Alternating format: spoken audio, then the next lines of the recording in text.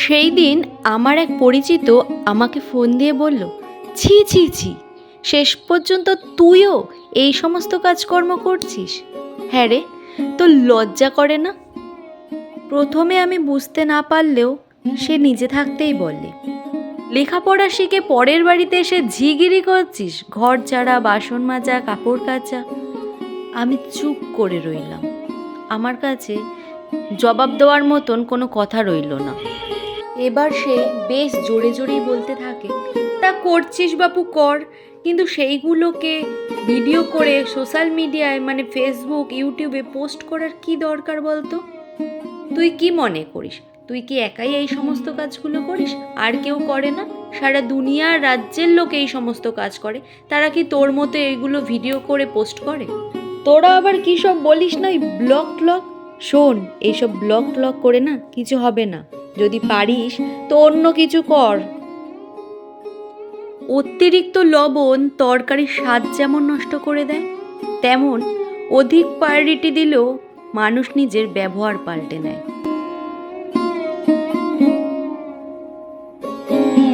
ঠিক এইরকমই বেশ কিছু কথা যবে থেকে আমি ফেসবুকে ভিডিও পোস্ট করি আমি শুনতে পাই। আবার কেউ কেউ এটাও বলেছিল, তুই কি বাড়ির কাজকর্মগুলো ফেসবুকে পোস্ট করে এটা দেখাতে চাস যে আমি কত ভালো বউ? সত্যি আমি কি বলবো বুঝতেই পারি না। এইসব বেশ কিছু মানুষের জন্যই আমি ব্লগ বানানোটা পুরোপুরি বন্ধ করে দিয়েছিলাম। তারপর যেটা ঘটলো না, সেটা এক আশ্চর্যের বিষয়।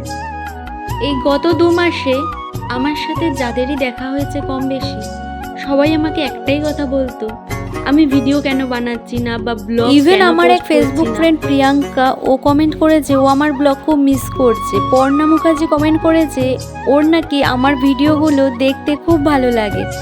সত্যি কি ভালো লাগে সেটা কিন্তু তোমরাও কমেন্ট করে বলো। পজিটিভ কমেন্ট পেয়ে ব্লগ না বানিয়ে আর পারলাম না। আমার সাধারণ জীবনযাত্রাও যে তোমাদের এত ভালো লাগে, এই জন্য অসংখ্য ধন্যবাদ তোমাদের। নিত্যদিনের কাজকর্মের মাঝেও নিজেকে একটু ভালো রাখার চেষ্টা করি, আর সেই মুহূর্তগুলোই তোমাদের সাথে শেয়ার করি। তো হ্যালো এভরিওয়ান, আমি সুতপা। আমার আরও একটি নতুন ভিডিওতে তোমাদের সকলকে অনেক ভালোবাসা দিয়ে আজকে আমার দিনটা তো শুরু করলাম সেই সকালবেলায়। তো ইন্ট্রোটা দেওয়া হয়নি, তো এখন দিয়ে দিলাম। এর আগে থাকতেই আলতা আমার ভীষণ প্রিয়, তাই মাঝে মধ্যেই সময় পেলে আলতা পরে নিই। আমার মতো কার কার আলতা পরতে ভালো লাগে কমেন্ট করে বলো বন্ধুরা। এই গত 2 মাসে আমার লাইফে অনেক ঘটনা ঘটে গেছে, তোমাদের সাথে সবটা আস্তে আস্তে ব্লগের মাধ্যমে শেয়ার করব। বর্ষাকালে জল খাওয়াটা কিন্তু অনেক বেশি ইম্পর্টেন্ট, কারণ শরীর অনেক বেশি ডিহাইড্রেশন হয়ে যায়। আমার যেটা হয়েছিল বেশ কিছুদিন আগে জল কম খাওয়ার জন্য ডক্টরের কাছে পর্যন্ত যেতে হয়েছিল, বেশ কিছু মেডিসিন দিয়েছে, এখন আমি ওটাই খেয়ে নিচ্ছি। সারাদিন কাজকর্ম করতে করতে না সঠিক সময় না ওষুধটা খেতেই ভুলে যাই। এত পর্যন্ত যদি দেখে থাকো প্লিজ একটা লাইক কমেন্ট শেয়ার করে পাশে থেকো।